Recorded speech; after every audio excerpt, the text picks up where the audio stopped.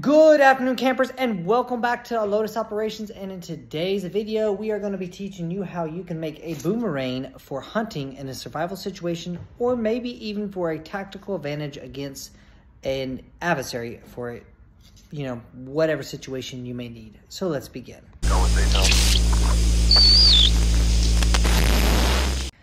Okay, campers, and welcome back. And as I mentioned, we are going to be making a boomerang for survival purposes. Now, when you make a boomerang, there's many different ways that you can make it, but you have to be able to make it to be able to fly effectively, to either come back to you, unless you're just wanting to throw it and hit the target and it falls down. But you will be making a boomerang between 80 degrees and 120 degrees for your bend radiuses from this edge point to this edge point.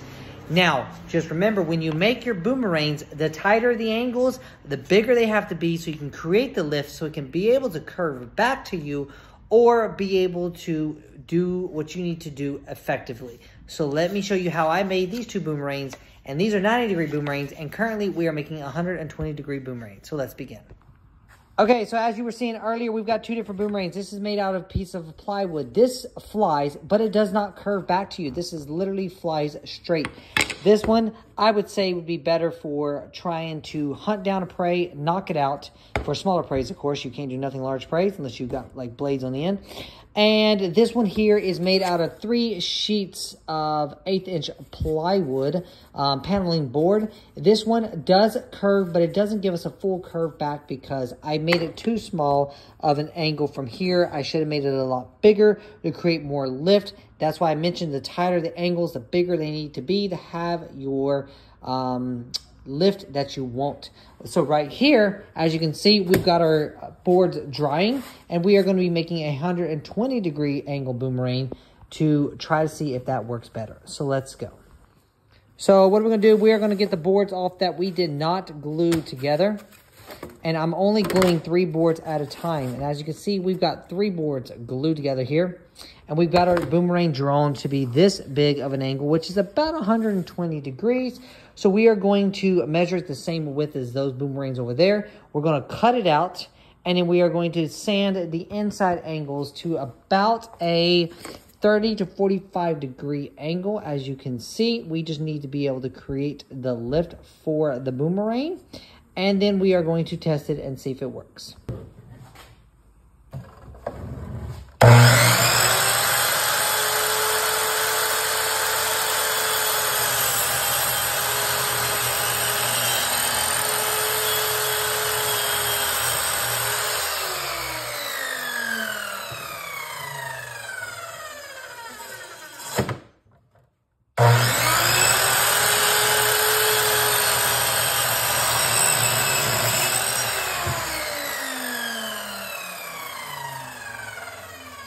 So as you can see, we got this cut. Now we're going to use this as the right width, and we are going to measure this, and we're going to expand this out as far down as we can.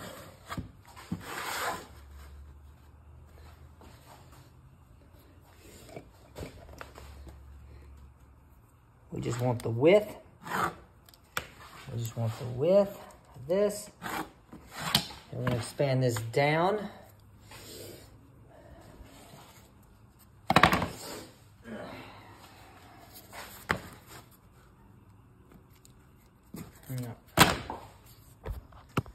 Okay, as you can see, we got the jigsaw, we cut out the lines, and now we're going to measure the length so it's even on each side, and then we're going to begin shaving down the edges to create the fins for the effect, and then we're going to go and test it.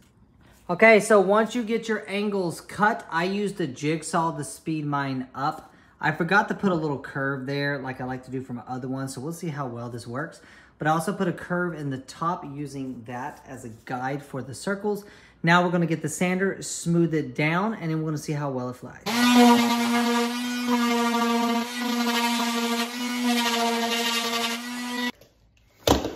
And this is how you make yourself a boomerang from scratch, but let's see how actually effective it is. So let's go to test it. Now, of course, in a real survival situation, if things did collapse and you did not have forms of power, you would have to make a boomerang if you were planning on making a boomerang in different forms and ways, whether shaving the pieces of wood with a knife, whether doing it all by hand cutting, hand sanding, everything. But I sped up the process with tools just so you can see how it's done. So let's go test this. So here we are with me. I have Zaptron Studios again, and we are testing both of these boomerangs.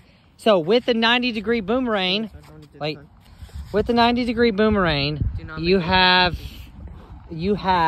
to throw it, they say, at 90 degrees to the wind that's blowing. So if the wind is blowing straight ahead, you need to technically throw it over here, in theory, so it can curve back around to you. But we're not trying to get it to curve to us, because I want to show you the difference of why a 90-degree, how it flies compared to our bigger angle one. So here's the 90-degree angle boomerang in action. Here we go.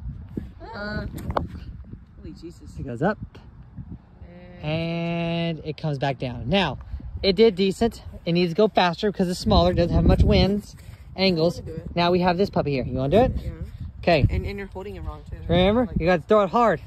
Okay, ready, set, throw. And there we go. And here it comes back.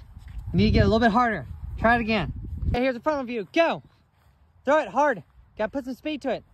Go. And he points to the outfield. Go. Hard, Johnny. You got to throw it hard. And that's not hard enough. You can break it that way. Let me try it. Wait, no. And there's the smaller one again.